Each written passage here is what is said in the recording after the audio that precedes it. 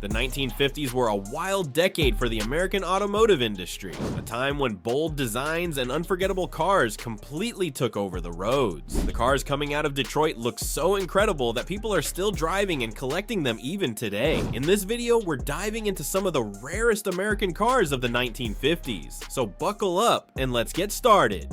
Number 13, 1956 Lincoln Continental Mark II. When the designers behind the Continental Mark II started sketching this car, they made one rule very clear: no unnecessary chrome. In 1956, that was almost unheard of. American cars were getting bigger, flashier, and louder every year, but the Mark II went the opposite direction. Quiet luxury, clean lines, pure confidence. Ford was so serious about competing with Rolls-Royce that they created an entirely separate division just to build this car, the Continental Division, and the Mark II became its masterpiece. Only around 1,925 units were built for 1956, making it one of the rarest luxury cars of the decade. Under the hood sat a 368 cubic inch V8, making 285 horsepower, but the real shock was the price. Over $10,000 in 1956 money, enough to buy 2 average American homes back then. Ford reportedly lost money on every single one sold, but they didn't care. This car wasn't about profit, it was about prestige. Every panel gap, every paint layer, every door alignment was hand-checked. This was America's answer to Rolls-Royce, and honestly, even Rolls owners noticed. Number 12, 1958 Buick Limited. Most cars use the word limited as marketing, but for the 1958 Buick Limited, it was the truth. Buick had killed off the Limited name back in the 1940s, but brought it back for one final run in 1958, and it lasted just 1 year. Only around 1,026 were built, making it one of the rarest Buicks of the entire decade. Power came from a massive 364 cubic inch V8, pushing out 300 horsepower, but nobody bought this car because it was fast. They bought it because it looked like pure 1950s American luxury turned up to maximum volume. The chrome alone was unbelievable. Massive grille, oversized bumpers, bright trim everywhere. This thing looked like it belonged outside a Las Vegas casino. It was elegant, dramatic, and completely unapologetic, but the timing was rough. America was heading into a recession, and very few buyers were willing to spend serious money on giant luxury cars. That's part of what makes the Limited so special today. It feels like the final celebration of 1950s excess before car design started changing forever. A rolling time capsule from America's flashiest automotive era.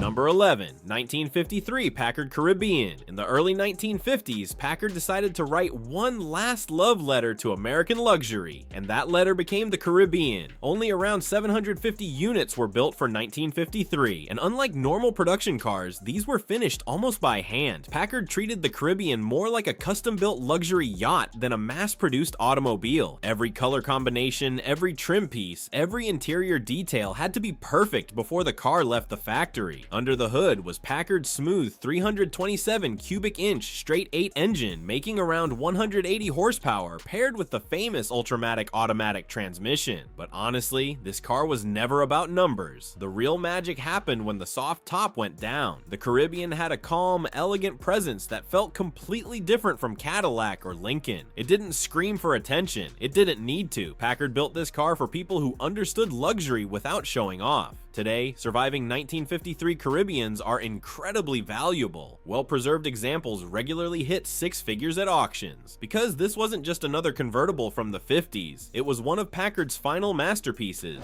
Number 10, 1953 Cadillac Eldorado. 1953 was the year Cadillac introduced the very first Eldorado, and from day one, this car was built for a very specific kind of buyer. Only 532 were made, and the price, $7,750. To put that into perspective, a normal Cadillac convertible that same year cost almost half as much. Buying an Eldorado in 1953 was basically announcing to the world that money wasn't a problem. Power came from Cadillac's 331 cubic inch V8, producing 210 horsepower, but the engine wasn't what made this car legendary. It was the design. Every Eldorado was hand-finished with unique trim, custom interiors, cut-down doors, and that beautiful low panoramic windshield. This wasn't just another Cadillac rolling off the assembly line. It felt like a concept car brought to life. And because production production numbers were so low, surviving examples today are incredibly rare. Whenever a documented 1953 Eldorado shows up at auction, collectors pay attention immediately, because this car wasn't just the start of a model line, it was the beginning of one of the most iconic names in American luxury car history. Number 9. 1954 Kaiser Darren. By 1954, Kaiser Frazer was running out of time. The company simply didn't have the money to keep fighting Detroit's Big Three. But before fading away, Kaiser decided to do something nobody expected. They built one of the strangest and coolest American sports cars of the entire decade. The Kaiser Darren was designed by Howard "Dutch" Darren, and right away it stood out from everything else on the road. Fiberglass body, ultra-low stance, a sharp futuristic nose, and most importantly, sliding doors. Not gull-wing doors, not suicide doors, doors that literally slid into the front fenders. And here's the crazy part, it arrived the same year as the Corvette. Two fiberglass American sports cars entered the market at the exact same time, except only one of them had General Motors backing it. Under the hood was a modest 161 cubic inch Willys inline 6, making about 90 horsepower. It wasn't built to dominate drag strips, it was built to be different, stylish, experimental, something Americans had never really seen before. Only around 435 were ever produced. After Kaiser shut down passenger car production, Howard Darren actually bought leftover cars himself, dropped Cadillac V8 into some of them, and resold them under his own name. Basically, decades before Restomods became popular, Darren was already doing it. The Kaiser Darren wasn't just rare, it was rebellious. Number 8, 1957 Cadillac Eldorado Brougham. In 1957, Cadillac asked over $10,000 for this car. That was Rolls-Royce money, and somehow GM still reportedly lost money on every single one they built, but they didn't care, because the Eldorado Brougham wasn't designed to make profit. It was designed to prove a point. Under the hood sat a 365 cubic inch V8 pushing 325 horsepower with dual 4-barrel carburetors. But honestly, the engine wasn't even the most impressive part. This car had features that sounded impossible for the 1950s. Memory seats, cruise control, automatic trunk release, air suspension, power everything, and a brushed stainless steel roof. Even the rear hinge suicide doors made it feel futuristic. And the profile? Low, sleek, elegant, almost unlike anything America had produced before. Celebrities and powerful figures loved them. John Wayne owned one, so did Bob Hope, Conrad Hilton, and Aristotle Onassis. Cadillac hand-assembled all 400 examples at the Clark Street plant, and every car received individual testing before delivery. Today, the 1957 Eldorado Brougham represents peak American luxury from the jet age. Owning one isn't just owning a classic Cadillac, it's owning one of the boldest luxury statements Detroit ever made.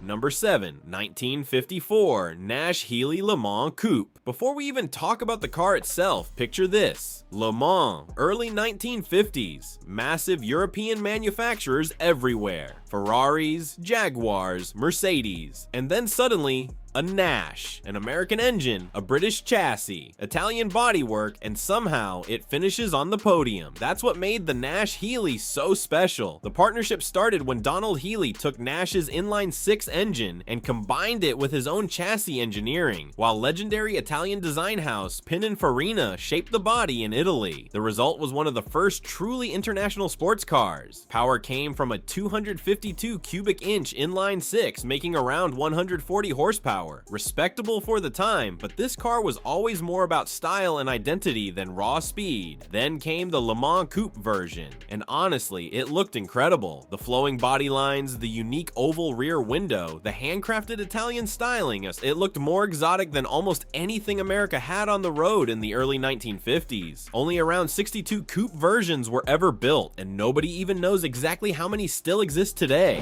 Number 6, Hudson Italia. This story starts in the most unexpected place, a seafood restaurant in Brussels. Frank Spring from Hudson happened to be having dinner there when he met Carlo Felice Bianchi Anderloni from Carrozzeria Touring. Over that meal, on a simple napkin, they sketched what would eventually become one of the rarest American-Italian collaborations ever built. That sketch became the Hudson Italia. On paper, it was based on the humble Hudson Jet compact platform, but what came out of it was something completely different. In Milan, Touring hand-shaped aluminum custom body panels using their famous Superleggera construction method. The result was a car that looked like it didn't belong in the 1950s at all. Only 26 units were ever built. That number wasn't random. It was the minimum required to qualify for competition rules like the Carrera Panamericana. Today, around 21 are believed to still exist, each one documented and traceable. Hudson itself would merge with Nash in 1954 and eventually disappear as a brand, but the Italia survived it all. One example sold at Pebble Beach for over $150,000. Not bad for something that started life on a restaurant napkin.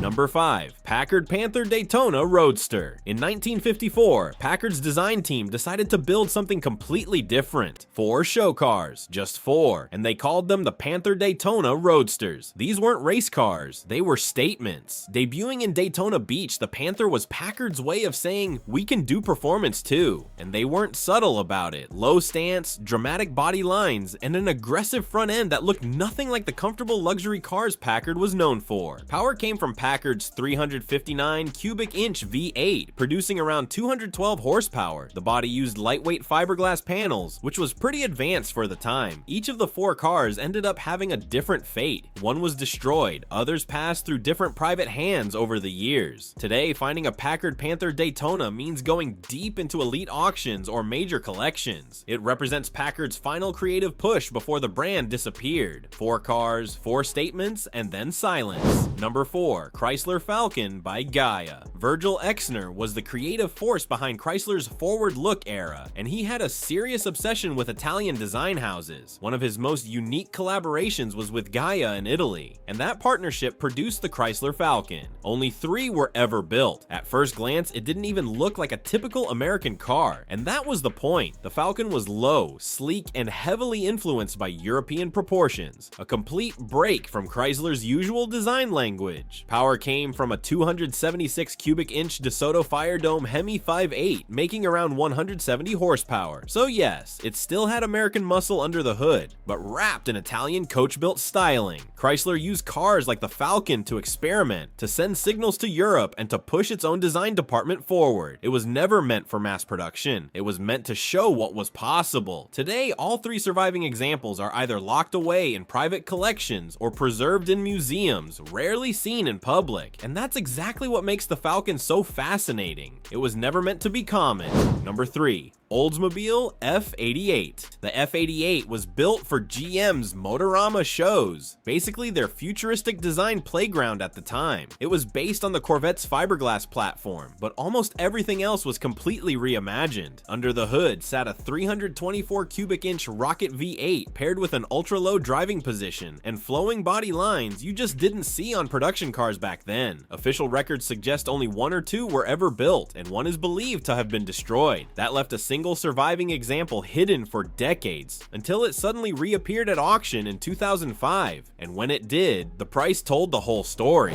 Number 2. Mercury XM 800. Back in 1954, a designer named Elwood Engel, the same guy who would later design the Lincoln Continental and reshape Chrysler styling in the 1960s, created something very different for Mercury. It was called the XM 800, and only 1 was ever built. This wasn't a running prototype, it was a static concept car made purely for auto shows. No track testing, no performance runs, just pure design vision. But even standing still, it stopped people in their tracks. It was said to feature a 312 cubic inch V8, but in reality, the car was never truly functional. This was all about form, not performance. Long, low, futuristic, and nothing like the Mercury lineup of the time. The XM 800 featured clean horizontal lines, a wide panoramic windshield, and almost no chrome compared to its era. But its real importance wasn't what it did, it was what it inspired. This car became one of those rare design studies that quietly influenced Detroit's future direction. Think of it as a one-off concept that showed up, made a statement, and then disappeared, but left a legacy behind. Number 1. Packard Predictor. At the 1956 Chicago Auto Show, Packard unveiled something that made the entire crowd go quiet. It was called the Packard Predictor, and the name wasn't marketing, it was a promise. dangerous. Designed by Dick Teague, the Predictor was full of ideas that felt like science fiction for 1956. A retractable rear panoramic window, rotating seats, push-button controls, and a futuristic cockpit that looked decades ahead of its time. Underneath, it used Packard's V8, but honestly, the engine wasn't the point here. The Predictor was a statement, a bold message saying, we're still here and we still have ideas. But sadly, it also became something else. Packard's final major breath before the brand faded away in 1958. The Predictor survived. Today, it still exists as a single preserved example in museum collections. It's more than just a concept car. It's the moment a legendary brand showed its future